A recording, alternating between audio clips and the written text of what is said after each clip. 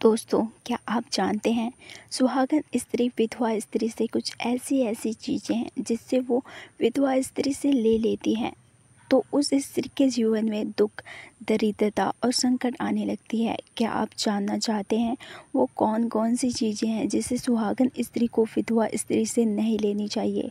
तो वीडियो के लास्ट तक बने रहें और चैनल पर नए हैं तो चैनल को ज़रूर सब्सक्राइब करें। तो आइए इसे हम कथा के माध्यम से सुनते हैं। वैकुंठ लोक में जब भी कोई स्वाद होता है उसमें मानव जीवन के गहरे रहस्य छिपे होते हैं। एक दिन माता लक्ष्मी जी ने भगवान नारायण से एक प्रश्न किया। माँ लक्ष्मी जी कहती हैं, प्रभु, मैंने पृथ्वीलोक की स्त्रियों को में एक बात देखी है। बहुत सी विवाहित नारियां विधवा स्त्री से वस्त्र, गहने या यहाँ तक कि भोजन तक ले लेती है। क्या यह उचित है?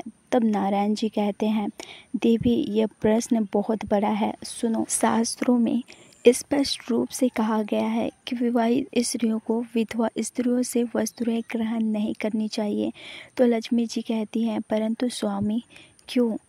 वस्तु लेने या देने से भी कोई दोष हो सकता है। नारायण जी समझाते हुए, देवी, विधवा स्त्री अपने जीवन का एक बड़ा दुख खो चुकी होती है। उसके जीवन से उसके सौभाग्य, मंगल का प्रतीक उसका पति छीन चुका होता है। इसीलिए उसकी वस्तुओं पर दुख और अभाव छाया रहती है। जब कोई विवाहित स्त्री उन वस्तुओं को अपनाती है तो अनजाने में वह अपने जीवन में सौभाग्य पर संकट बुला लेती है। देवी, जैसे किसी घर का वातावरण वहाँ रहने वाले लोगों के कर्म और संस्कार से जुड़ा होता है, वैसे ही किसी वस्तु में भी लेने वाले या फिर देने वाले का प्रभाव छिपा होता है। विवाहित स्त्री को हमेशा ऐसी वस्तुएं ग्रहण करनी चाहिए जिसमें मंगल और शुभ्रता का भाव हो।